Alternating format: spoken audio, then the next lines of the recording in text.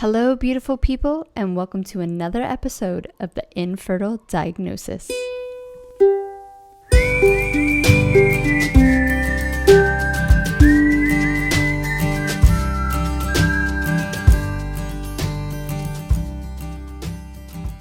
I'm your host, Monica Cox, along with Sarah Clark, and we're here to support, inspire, and educate those who are all consumed with the label of infertility. We totally know how you're feeling. Both Sarah and I were diagnosed with a form of infertility before we hit our 30s. We let the fertility experts dictate our past and ignored what our bodies were trying to tell us for far too long. So here we are, helping you take control of your infertile diagnosis.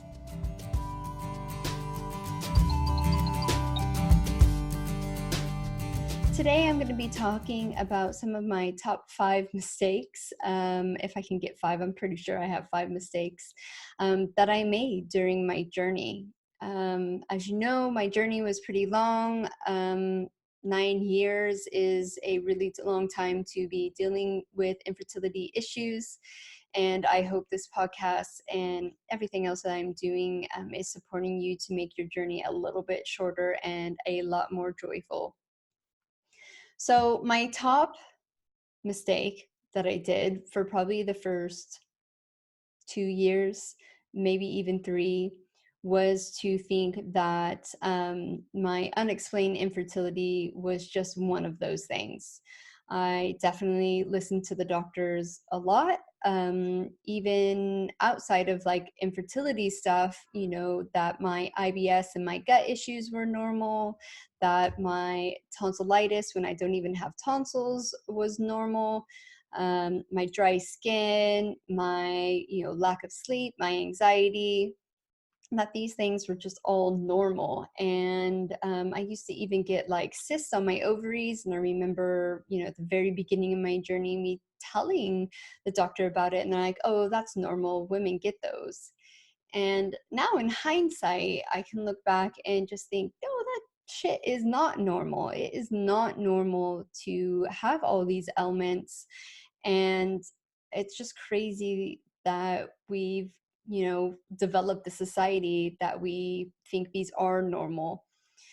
And obviously, all my normal health issues were adding up to a pretty big issue of unexplained infertility.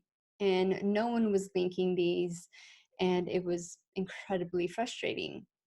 I don't know when the penny dropped that not getting pregnant wasn't just one of those things, and unexplained infertility was not a very good answer. I know I've talked a lot about picking up the book Is Your Body Baby Friendly? And that definitely set me on a big path of figuring out why I was having unexplained infertility. Now, this book definitely wasn't anything to do with diet and nutrition, but it was a big wake-up call for me to say, like, look, no, this is an issue. We definitely need to figure it out. And yeah, super grateful for that book. My second mistake that I did during my infertility years was look for all the crappy. My second mistake that I did during my infertility years was doing all the quick fixes. You name it, I tried it, and probably twice, probably 3 times. These were such a big mistake for me because they weren't addressing the root issue of my infertility. Now, I'm not saying that some of these weren't beneficial to maybe my overall health or my well-being, but just focusing on them alone, like taking loads of supplements or getting reflexology, anything you can think of that, is like technically a quick fix, just was never ever on its own going to help fix the root cause of my infertility. And once again, we're just in the society that we want this quick fix, right? We want to be able to just lie on a bed and have someone massage our feet, or take a bunch of supplements and that's going to improve our egg quality. If you've been listening to me for a while, there's a lot more things you need to do to, improve your situation, no matter what your infertility issues are. So just focusing on those quick fixes, or maybe even like the holistic support that you can give yourself, was just a big mistake. And I think a lot of people fall into those traps as well. My third mistake was probably listening to anyone who, I don't know if they were calling themselves experts, or people who were meaningful and wanted to help you, but really had no clue what was going inside, what was going on with my body, and just gave me a very cookie cutter cutout of what I needed to do. I would say hands down, everyone except a functional medicine practitioner basically gave me a sheet of paper and said, do this. And I did it, and it didn't work. And I don't know if they have success with other people, but for me, it just wasn't ever going to work that way. I definitely needed very specific things that I needed to do, and just being in, the public pool was not going to work. And that included IVF. Doing a round of IVF was not the answer to my infertility. And even just doing, once again, taking supplements, or, like going and getting acupuncture, it just wasn't enough to reconnect my fertility links. The fourth mistake that I did was probably doing medical treatment to somehow fix my infertility. Um, I've talked about this before, maybe on some other podcasts, but me doing a round of IVF and it being a super complete shambles. And if I would have maybe been in the lead of like the treatment that we were doing, I felt like my husband kind of took control with it. And he was very like patient and calm and never jumped into anything. But I think if I was in the driver's seat, I would have jumped into treatment after treatment after treatment just to feel like I was doing something. And the reality of it was that I probably would have never got pregnant with my own eggs if I would have just done IVF after IVF after IVF. Maybe there was a chance of numbers that you got the golden egg and it would have worked, but I really truly believe it would have been like 5+ IVFs for that to happen. So, taking steps back, which maybe feels like you're not doing anything or you're taking a break, is so completely important during this process. And, really giving yourself time to heal and recharge, especially if you're doing IVFs or IUIs, give your body that break. And I think that was ultimately what sent us on the path of success, was we took time in between all the medical treatments to figure out what the next step was going to be. We didn't jump into things. But it was a mistake for us to do IVF. It wasn't the answer to our unexplained infertility, and it ultimately cost us a lot of money and a lot of mental and emotional stress. And if I had my time to do it over, obviously with my hindsight, I would have never even thought about it. I would have just kept going with my diet and lifestyle until it worked, whether that took 3 months to a year and a half, knowing and believing that these changes do have a massive impact. I think I could have saved myself a lot of money, time, heartache.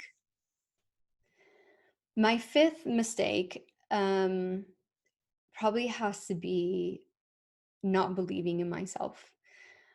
So I've said this before, that I pretty much geared myself up to believe that it wasn't going to be easy for me to get pregnant because my mom had a hysterectomy at 32, and she was just lucky to get knocked up really early and have two kids really easily. Um, but she had a lot of issues after that. Like I said, had a hysterectomy. So in my mind, I just didn't believe in myself that I could get pregnant because my mom had these issues, and it all like stems back, like we think that we are the product of our parents. But the reality is, and we know this now through the study of epigenetics, is that we have way more control to change the narrative of our genes.